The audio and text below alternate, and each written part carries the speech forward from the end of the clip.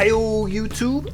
So today I'm talking about Kawhi Leonard, and after this season, he proved that he is the best player in the NBA now. So I guess we can start with, the Raptors won the NBA championship. I talked about the Raptors winning a championship in a video ago. This video is all about Kawhi Leonard, but he won the championship. Now the Raptors are they're a very good team. He missed a lot of this season, because he was doing the load management because he was out all of last season, and the Raptors were doing fine without him. Now, don't let that doesn't mean that the Raptors could have won a championship without Kawhi Leonard, though. If they didn't have Kawhi Leonard, I'm not gonna lie, they wouldn't have had a chance. I don't know if they would have beat Philly. I don't know if they would have beat the Warriors, Milwaukee. I think they would have lost in the second round to Philly without Kawhi. So Kawhi, where do I start? So he came in the NBA, of course. 15th, 14th pick. The Spurs traded George Hill for him. No one was really thinking this is who Kawhi was going to be. Of course, if anyone had any idea of that, they would have got him, first pick. But he comes in the NBA. He's a good defender. He can't really shoot. He can't really dribble. Maybe at his peak, people are thinking he might be, their next Bruce Bowen. But this man Kawhi, so he was known as a, maybe he could be a 3-and-D player. So his defense, amazing. He came in, he was already a great defender. He's even gotten better as the years went on. He's someone that, known now. I don't know who you would compare him to defensively. No one wants to be guarded by Kawhi because he can shut, offense usually trumps defense.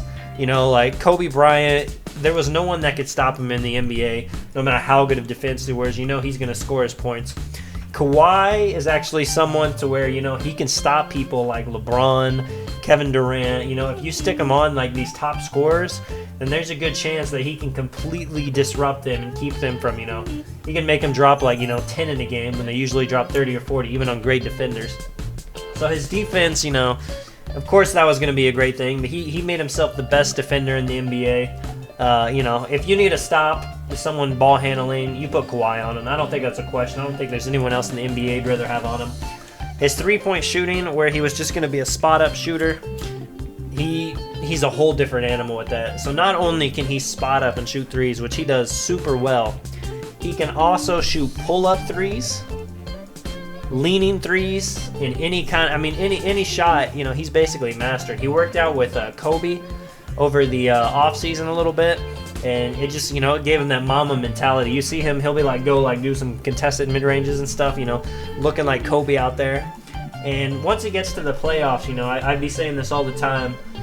Defense is great, and ball movement's great and stuff, but you have to be able to just score buckets against other teams because great players are going to score buckets.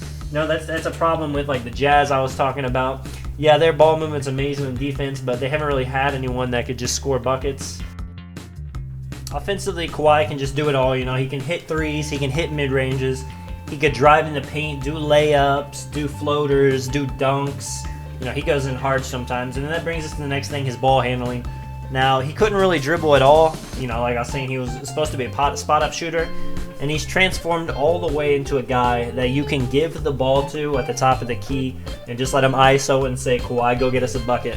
And he can do that. Now, he's not deadly with the dribbles. He's not, Kyrie Irving, but he does his, he does his moves, and he can get space to get a three-pointer.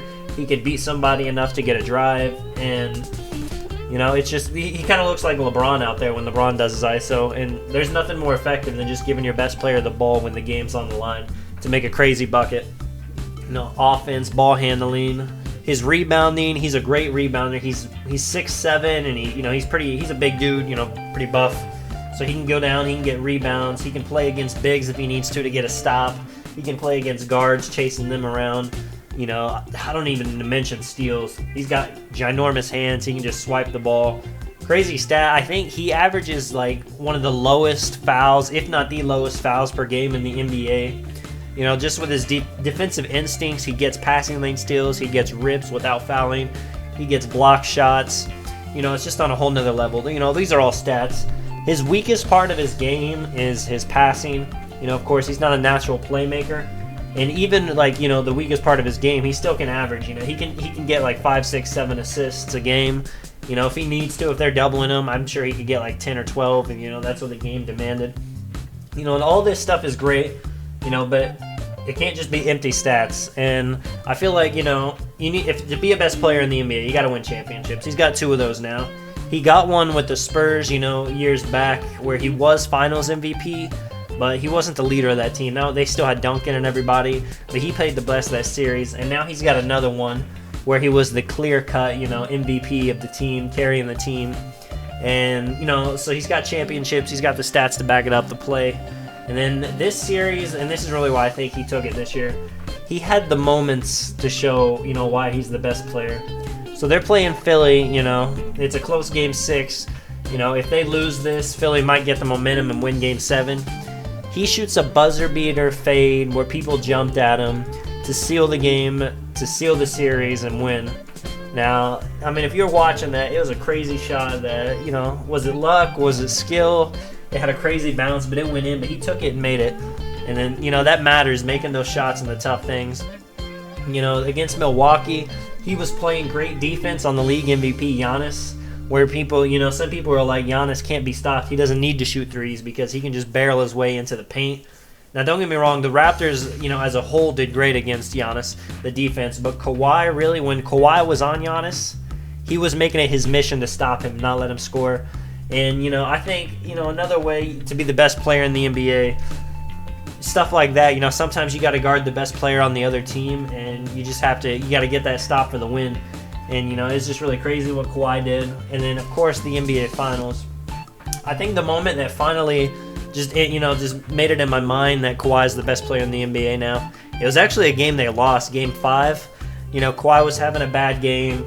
They were down, and all of a sudden, Kawhi just he goes on this row. He hits 10 straight points. I know if you guys were watching it, he was hitting pull-ups, layups, getting defensive plays, and it just looked like he's like, you know, people are saying he's on an average game tonight, and he was about to win the game by himself. Now, they lost that game, but it's still that killer instinct that he had that got him close to having a chance to win it.